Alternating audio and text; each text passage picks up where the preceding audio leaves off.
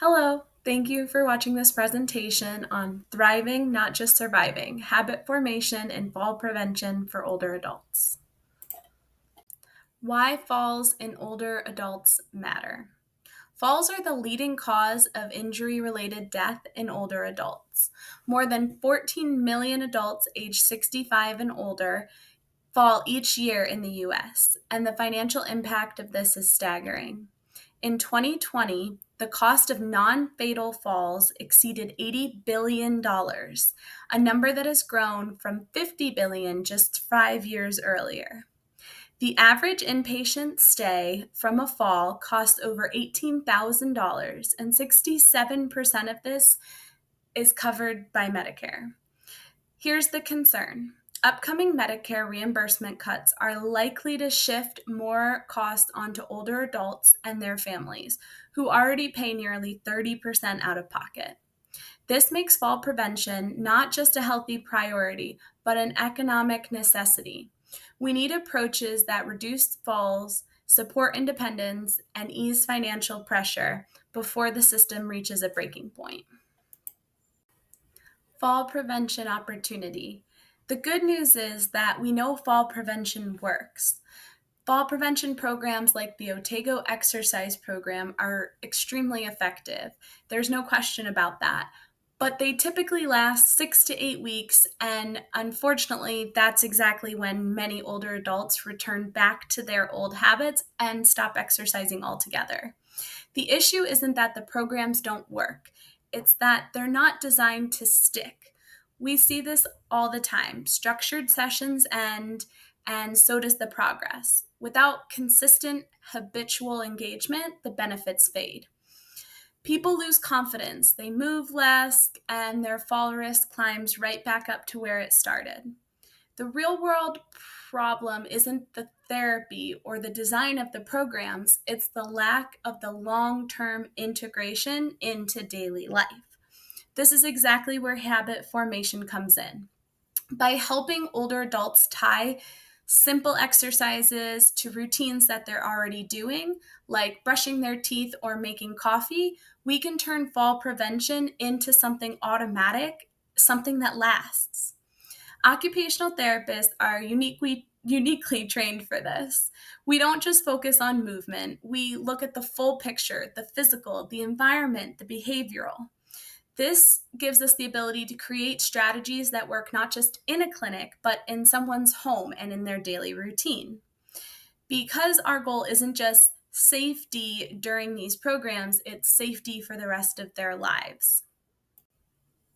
There's no shortage of evidence supporting what works in fall prevention, but what's missing is the long-term application. The Otago Exercise Program has been shown in multiple studies to improve balance and significantly reduce fall risk among older adults, and it's one of the most trusted and widely used studies approaches in fall prevention. Then we have multifactorial programs, those that combine physical activity with education and home safety. These approaches lower fall rates by up to 13%, and some programs like Stepping On have cut falls dramatically from nearly 30 down to 13 in just 1 year. But even these effective programs have a common problem. They're great in the short term, but their benefits don't always stick.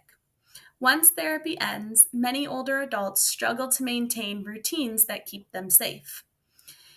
That's where the habit formation comes in. These strategies go beyond teaching a skill, and they help people build routines. Research shows that habit-based interventions improve mobility, boost confidence, and increase engagement in daily activity. And when occupational therapists lead these programs, especially with a focus on daily habits and real-life routines, the outcomes are even stronger. So there's the gap. Habit formation is still underused in fall prevention programs, and this study aims to change that by combining what the literature supports into one OT-led model that builds habits, not just skills. This study is designed around a single question. Does adding habit formation training to a fall prevention program improve the long-term results in older adults? This question matters because it goes beyond the what into the how. We already know that these programs work, but now we want to know how can we make them stick.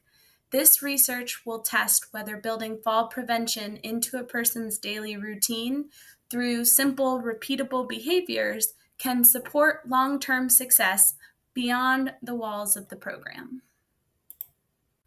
This design will be a randomized controlled trial with 30 community dwelling older adults aged 75 and older who have both a history of falling and a fear of falling. All participants will attend 12 sessions over 6 weeks, receiving balance exercises, education on home safety. The intervention group will also receive a habit formation coaching where they'll pair 3 selected exercises with daily tasks like brushing teeth or making coffee. And then they'll track this with a simple habit formation log. Outcomes measured will be taken at baseline, post-intervention, again at 6 months, and at 12 months to really evaluate the long-term adherence and safety outcomes. To capture the full picture, we're using 4 well-established outcome tools. The Berg Balance Scale, which measures a person's functional balance through tasks like reaching, standing, and turning. The Timed Up and Go, which assesses mobility and overall fall risk by timing how long it takes someone to stand, walk a few steps, and sit down again. The Falls Efficiency Scale International, which measures a participant's confidence in doing daily activities without falling. And finally, a self-reported fall log that will be used to track actual fall events throughout the study period. Together, these tools will provide both clinical and real-life insight into function, confidence, and behavior. Too often, fall prevention programs are really focused on helping older adults survive, not so much thrive. They keep older adults safe during treatment, but don't always give them the tools to stay safe and independent once therapy ends. This study is different. This study combines 3 proven strategies: balance training, home safety, and habit formation into one single practice model led by occupational therapists. And it goes a step further. By focusing on habit formation, we're not just giving these people exercises, we're helping them build automatic daily routines that will support long-term safety, confidence, and independence. This isn't just about getting people stronger, it's about keeping them strong after the program's over.